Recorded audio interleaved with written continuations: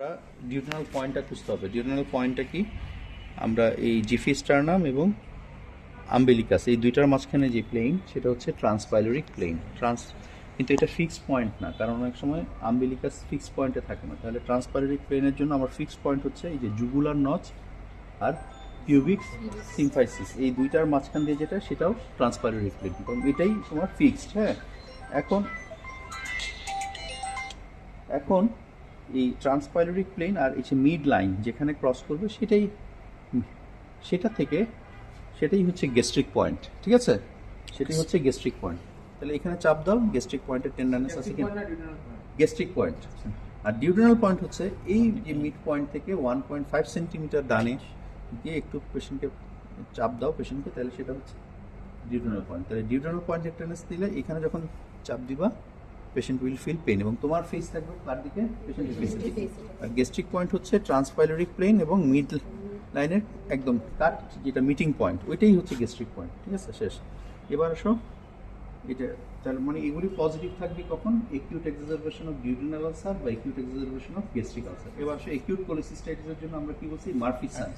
Murphy sign এখানেও একইভাবে, এখানেও একইভাবে তুমি ট্রান্সপাইলোরিক প্লেন খুঁজে বের করলাম, ওইখানে ছিল মিড লাইনের সাথে, আর এখানে থাকবে রাইট মিড ক্লেভিকুলার লাইনের সাথে যে কাট পয়েন্ট। ঠিক আছে, অথবা অনেকে এটা পছন্দ করে না, বলা হয় যে ল্যাটারাল বর্ডার অফ রেক্টাস এর সাথে ট্রান্সপাইলোরিক প্লেনের কাট পয়েন্ট, কিন্তু আসলে জিনিসটা একই। Lateral border of right lateral border of rectus muscle, এটা আসলে রাইট মিড ক্লেভিকুলার লাইনের সাথেই কোইনসাইড করে। কাকা একটু ঘাটটা না ভেঙে মাথাটা উঠান তো। হ্যাঁ, এইভাবে হলে দেখো রেক্টাসটা ল্যাটারাল বর্ডার ঠিক আছে, ভিজিবল হলো। হওয়ার পরে তুমি এইভাবে করে এইটা জাস্ট একটা, এটাই হচ্ছে tip of the Nile coastal cartilage. এটা একটা শর্টকাট পয়েন্ট হচ্ছে যে আসলে যে রাইট কোস্টাল মার্জিন যেটা আছে না, এটা পয়েন্টের নিচের পয়েন্টেই আসলে এত। কিন্তু তোমাকে পরীক্ষা হলে কিন্তু এইভাবে দেখালে হবে না, আমি যেভাবে দেখাইছি, মানে এটা হলো বোঝার সুবিধার জন্য যে হ্যাঁ আমার রাইট কোস্টাল মার্জিনের মিড পয়েন্টের নিচের পয়েন্টেই আসলে tip of the Nile coastal cartilage, যেখানে ফান্ডাস অফ দ্য গলব্লাডারটা থাকে। কিন্তু আসলে প্রসিডিউরটা করতে হবে এইভাবে: ট্রান্সপাইলোরিক প্লেন, রাইট মিড ক্লেভিকুলার লাইন অথবা right lateral border of rectus muscle যেখানে কাট করে। কোন থাম বসাবা? লেফট থাম বসাবা। লেফট, এটা মাথার মধ্যে রাখো যে একটা কাজ জীবনে বাম হাতে করতে হবে, সেটা কি? Murphy's sign. লেফট থাম বসায় পেশেন্টের ফেসের দিকে তাকাবা, চাচা ওই দিকে মুখটা ঘুরান, লম্বা শ্বাস নিয়ে শ্বাস ছাড়েন। হ্যাঁ হ্যাঁ, উনি দেখো উনি শ্বাস ছেড়ে দিচ্ছে, কিন্তু শ্বাসটা যদি ধরে রাখতো তাহলে বলতাম মার্ফিস সাইন ইজ পজিটিভ। কিন্তু উনি ব্যথা পাকার চাই পাবেন, কিন্তু শ্বাস ছেড়ে দিচ্ছে, তার মানে patient Murphy's sign is negative in this patient. তার মানে patient did not catch hold of his breathing at the height of expiration. Acute cholecystitis হলে পজিটিভ হতো, কিন্তু আইরনি তোমাদেরকে তো লং স্পেসিফিক থেকে কখনো একিউট কোলিসিস্টাইটিস দেওয়া হবে না, দেওয়া হবে কি chronic cholecystitis. Chronic কোলিসিস্টাইটিসের Murphy's sign কি? নেগেটিভ। ঠিক আছে, কিন্তু তোমাকে মার্ফিস সাইন করতে হবে বাম আঙ্গুলেই করতে হবে। ঠিক আছে, যুগে যুগে প্রচুর ছেলে পেলে এই মার্ফিস সাইন ডান হাতে দেখার জন্য কিন্তু ফেল করে গেছে স্যার। ঠিক আছে, অতএব এটা মাথায় রাখবো। আচ্ছা, এরপরে গেল, তাহলে মার্ফিস সাইন গেল। এরপর আসো হলো ইন্টেস্টাইনাল অবস্ট্রাকশন বা ইয়েতে কোনো আলাদা সেরকম কিছু নাই। হ্যাঁ, শুধু upper border of liver dullness. এই দেখো তোমরা জানো এটা কি? অ্যাঙ্গেল অফ লুইসে এই যেটা, সেটা হচ্ছে কি সেকেন্ড ইন্টারকোস্টাল স্পেস। দেখো আওয়াজ হয়, ঠিক না? এইখানে এসে আওয়াজটা ডাল হয়ে গেছে, দেখ আওয়াজটা কমে গেল। এখন দেখো তাহলে এটা অ্যাঙ্গেল অফ লুইসের second, third, fourth, fifth, sixth থাকে। কিন্তু যদি পারফোরেশন অফ গ্যাস কন্টেইনিং হলো ডিসকাস থাকতো, এই জায়গাটাও রেজোনেন্ট হয়ে যেত। ঠিক আছে, আচ্ছা এবার আসো তোমার কি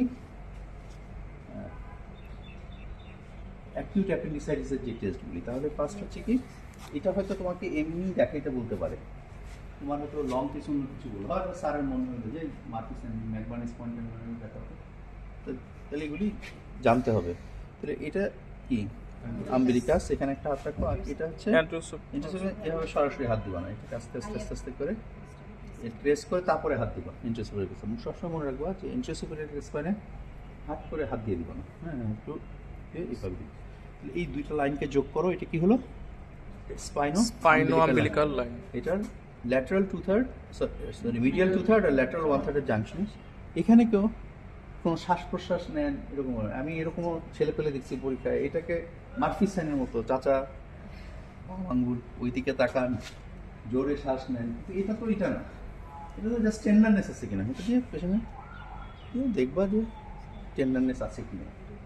আর রিবাউন্ড টেন্ডারনেস একই জিনিস, এই যে দিয়ে কিছুক্ষণ ধরে থাকবা, ধরো 10-15 সেকেন্ড, তারপর সাডেন রিলিজ করবা, পেশেন্টের ফেসের দিকে তাকাবো। যদি দেখো যে সাডেন রিলিজের সময় বেশি কথা হচ্ছে, দ্যাট ইজ রিবাউন্ড টেন্ডারনেস। আর রিবাউন্ড টেন্ডারনেস তো একই সাথে চেক করো না, তুমি আগে ম্যাকবার্নিস পয়েন্ট একবার দেখবা, দেখে আস্তে করে ছাড়বা।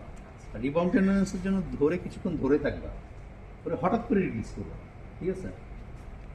আর রক্সিন সাইন হলো এরকম যে লুপস অফ ইন্টেস্টাইন লেফট সাইডে আছে, এটাকে পুশ করবা রাইট সাইডে পুশ করে যদি ইনফ্লেমড অ্যাপেন্ডিক্সের কন্ট্যাক্টে আসে, তখন patient will may feel pain, তখন রোগী বলবে যে এখানে আমার ব্যথা লাগতেছে।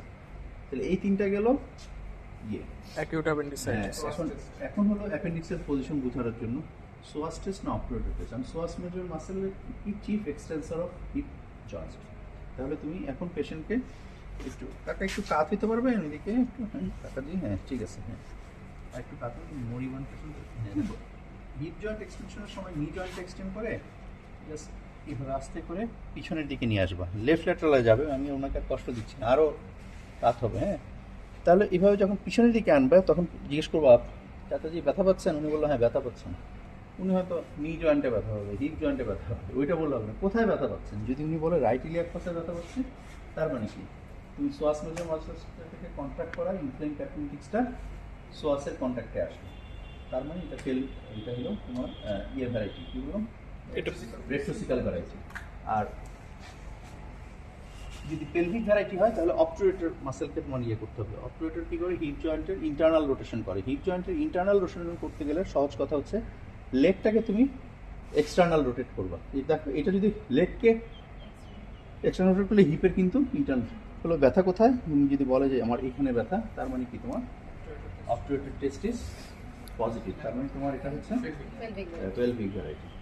ঠিক আছে, মানে দেখো এক্সামিনেশন ইজ ভেরি ইজি, ঠিক আছে, খুব কঠিন কিছু না, কিন্তু এগুলো প্র্যাকটিস করতে হবে। এবং সার্জারিতে এক্সামিনেশন কিন্তু খুব কম, মেডিসিনের মতো হাজার রকমের নেই, এই কয়েকটা টেস্ট দেখবো আর কয়েকটা টেস্ট হবে ফিফথ ইয়ার পর্যন্ত। ফিফথ ইয়ার কি সার্জারিতেও কেরিয়ার করে ওই এক্সামিনেশন এগুলি দিয়েই চালায় দিতে পারবো। পেশেন্টের স্কিনের এই কন্ডিশনটা কেন হচ্ছে?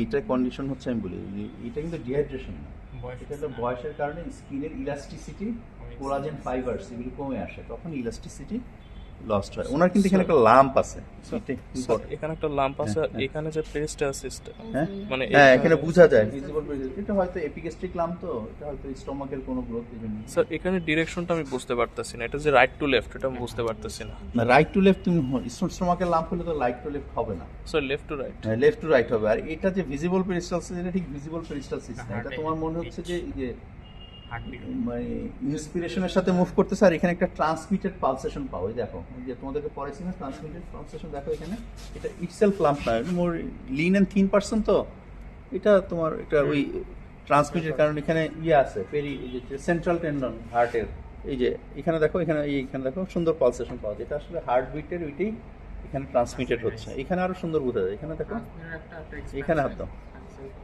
ঠিক আছে, পাচ্ছ না পালসেশন? ঠিক আছে, তাহলে এই হচ্ছে তোমার একিউট অ্যাবডোমেনের শর্ট হিস্ট্রি এবং